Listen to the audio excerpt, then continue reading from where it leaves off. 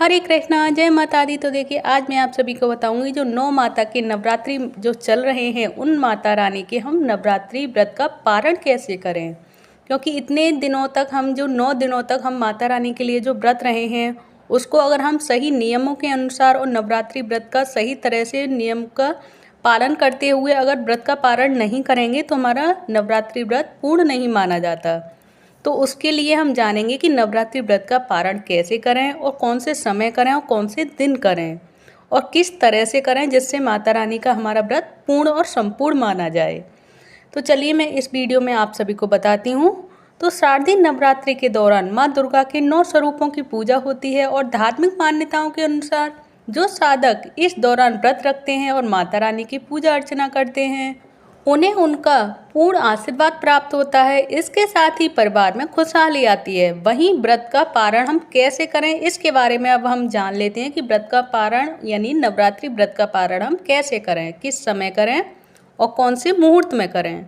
जैसे कि हिंदू धर्म में शारदीय नवरात्र का बड़ा धार्मिक महत्व होता है। यह लगातार 9 दिनों और रातों तक चलता है। इस दौरान लोग विभिन्न प्रकार के पूजा अनुष्ठान करते हैं और कठिन उपवास का पालन करते हैं। और वैदिक पंचांग के अनुसार आश्विन माह के नवरात्र में का जो हम समापन करेंगे दशहरा के साथ, यानी 12 अक्टूबर को जो हो रहा है दशहरा, ऐसा माना जाता है कि इस अवधि में माता रानी की विधि पूर्वक पूजा करने और उनका नाम से उपवास करने से उनकी कृपा प्राप्त होती है। वहीं जो लोग पूरे 9 दिनों तक व्रत कर रहे हैं, उनके लिए पारण के कुछ नियम बताए गए हैं जिनका पालन करने से व्रत का पूर्ण फल प्राप्त होता है और नवदुर्गा पूर्ण माने जाते हैं। तो वो जानेंगे वो नियम कौन से हैं माता रानी के नवरात्रि व्रत का पारण करने का। तो नवरात्रि व्रत का पारण हमेशा कन्या पूजन के बाद किया जाता है। तो सबसे पहले सुबह उठकर स्नान करें। इसके बाद माँ दुर्गा की विधि पूर्वक पूजा अर्चना करें और देवी की भव्य आरती के साथ पूजा का समापन करें और पूजा में हुई गलतियों के लिए माता रानी से क्षमा प्रार्थना करें।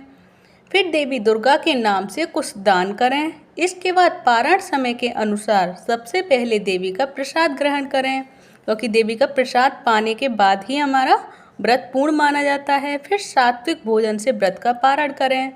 इस दौरान तामसिक भोजन और चीज़ों से परहेज करना चाहिए। तो ऐसे में इन नियमों को व्रत का पालन करने का समय कौन सा रहेगा, तो शारदीय नवरात्रि का पारण समय कौन सा रहेगा। तो धार्मिक मान्यताओं के अनुसार नवरात्रि व्रत का पारण कन्या पूजन के बाद किया जाता है, लेकिन नवरात्र व्रत पारण करने के लिए सबसे शुभ समय नवमी की समाप्ति के बाद ही माना जाता है। जब 10वीं तिथि की शुरुआत हो चुकी होती है तब हमें व्रत का पारण करना चाहिए 10वीं तिथि के दौरान। ऐसे में 9 दिनों का व्रत करने वाले साधक 12 अक्टूबर को सुबह 10:58 के बाद कर सकते हैं, क्योंकि इस दौरान 10वीं तिथि का आरंभ हो चुका होगा और इसके बाद हम व्रत का पारण कर सकते हैं, यानी माता रानी का व्रत खोल सकते हैं। और माता रानी के प्रसाद के साथ ही हमें माता रानी का व्रत खोलना है, यानी कि चना हलवा। क्योंकि एक दिन पहले जब कन्या लाउंडा और कन्या पूजन जो होता है उसके दौरान हम नवमी को ही उठा के रख देते हैं चना हलवा को, क्योंकि मेन प्रसादी माता रानी की चना हलवा होती है और चना हलवा को दूसरे दिन हमें उन्हीं प्रसाद को और उसी प्रसाद को माता रानी के चना हलवा को खाने के बाद ही उसको हम व्रत का पारण कर सकते हैं। और शारदीय नवरात्रि पूजन का मंत्र कौन सा होगा, क्योंकि जो हम प्रसादी पाएंगे माता रानी की उसे मंत्र को पढ़ के पाएंगे। तो वो मंत्र कौन सा है जिसको हमें पढ़कर माता रानी का व्रत खोलना है। तो जो नवरात्रि का और जो माता रानी का मंत्र है वो है, चलिए मेरे साथ आप सभी भी बोल सकते हैं, ओम दुम दुर्गाए नमः, ओम दुम दुर्गाए नमः, ओम दुम दुर्गाए नमः। और माता रानी का दूसरा मंत्र है हीम क्लीम एम सिद्धये नमः, हीम क्लीम एम सिद्धये नमः, हीम क्लीम एम सिद्धये नमः। और माता रानी का तीसरा मंत्र क्या होगा जिसको पढ़ के हमें माता रानी का व्रत खोलना है, तो वो है मेन, या देवी सर्वभूतेषु लक्ष्मी रूपेण संस्थिता, नमस्तस्यै नमस्तस्यै नमस्तस्यै नमो नमः। तो ये है माता रानी का तीसरा मंत्र जिसको पढ़ के आप सभी को अपना माता रानी का व्रत खोलना है और माता रानी से क्षमा प्रार्थना भी करनी है कि हमसे जो भी अभी तक 9 दिनों में जो भी भूल चूक हुई हो वो माता रानी हमारी माफ़ करें और हमें क्षमा करें। तो देखिए इसमें मैंने आप सभी को पूरा पारण समय भी बता दिया है और पारण के नियम भी बता दिए कि हमें क्या क्या नियमों का पालन करना है और हमें कौन से मंत्रों को बोल के माता रानी का व्रत खोलना है। और माता रानी का व्रत किससे खोलना है, माता रानी के प्रसाद से ही हमें माता रानी का व्रत खोलना है।